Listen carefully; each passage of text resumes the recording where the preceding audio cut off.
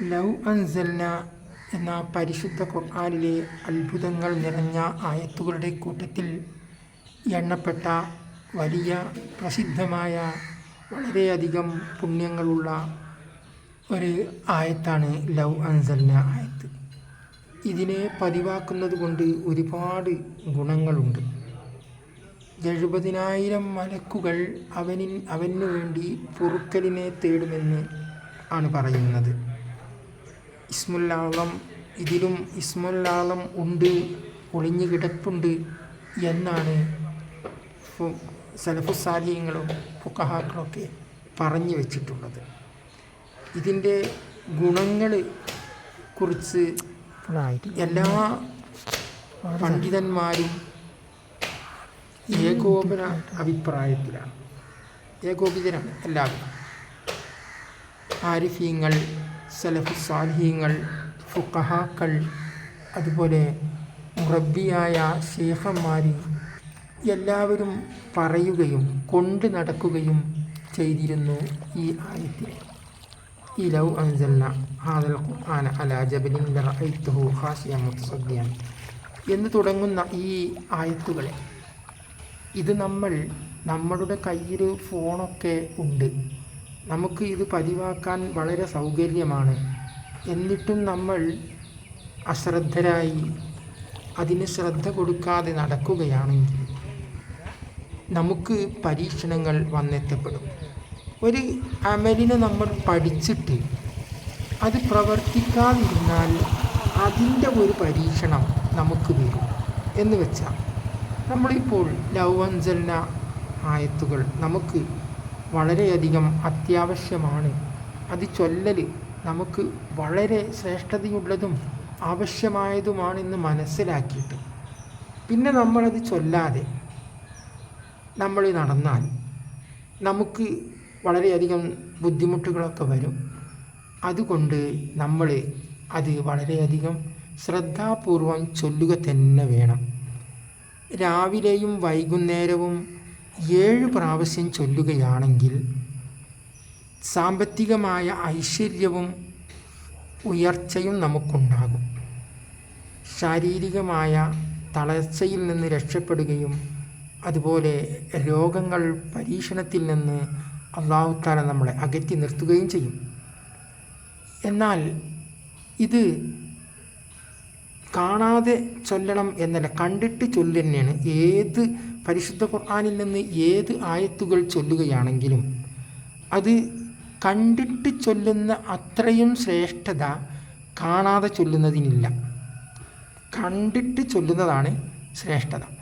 എന്തിനാണ് പിന്നെ നമ്മൾ പരിശുദ്ധ ഖുർആൻ കാണാതെ പഠിക്കുന്നത്?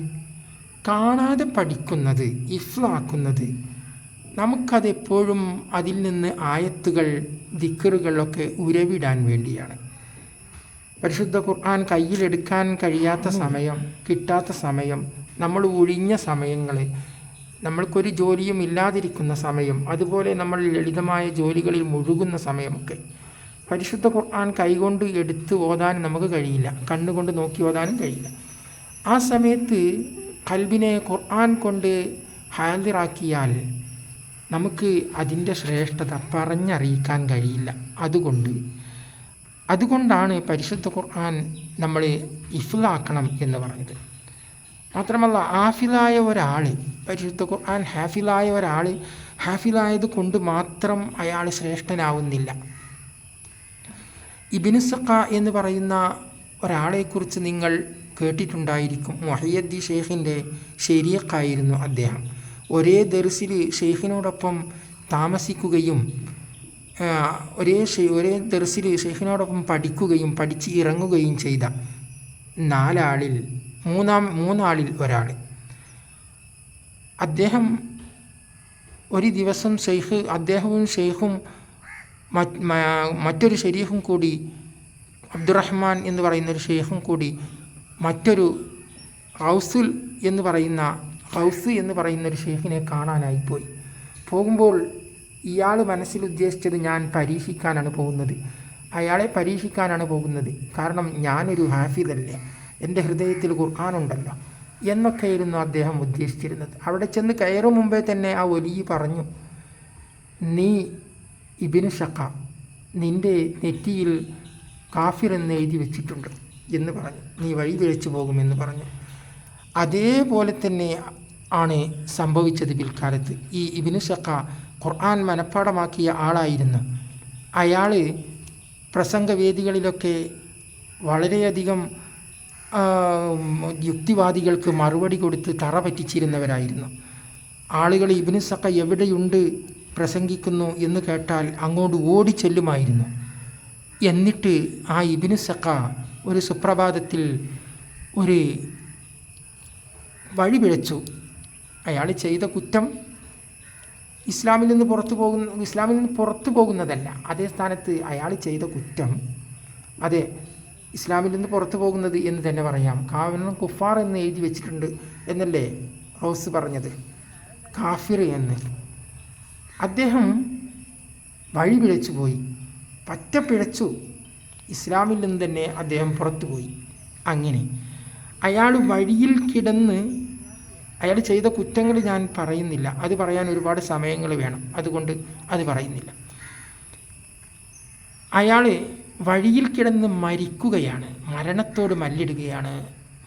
മരണം അപ്പോൾ അയാൾ എങ്ങനെ മരിച്ചത്? അയാളുടെ ശരീരത്തിൽ രോഗം വന്നു, അയാൾക്ക് നാവൊക്കെ തളർന്നു പോയി. വഴിയിൽ ആരും നോക്കാനില്ലാതെ എല്ലാവരും അയാളെ ഉപേക്ഷിച്ച് വഴിയിൽ കിടന്ന് അയാൾ തളർന്ന് അങ്ങനെ ആ വഴിയിൽ കിടന്ന് തന്നെ അയാൾ മരിച്ചുപോയി. അതാണ് ചരിത്രം പറയുന്നത്. അയാൾ വഴിയിൽ അസുഖമായി കിടക്കുമ്പോൾ ഷെയ്ഖ് അയാളെ കാണാൻ ചെന്നു. ഷെയ്ഖ് യാത്രയിലായിരുന്നു. യാത്രക്കിടെ അയാളെ കണ്ടുമുട്ടി, അയാളെ കാണാൻ ചെന്ന് അയാളോട് ചോദിച്ചു, നിനക്ക് ഖുർആനിൽ നിന്ന് ഏതെങ്കിലും ഒരു ആയത്ത് ഓർമ്മയുണ്ടോ? നീ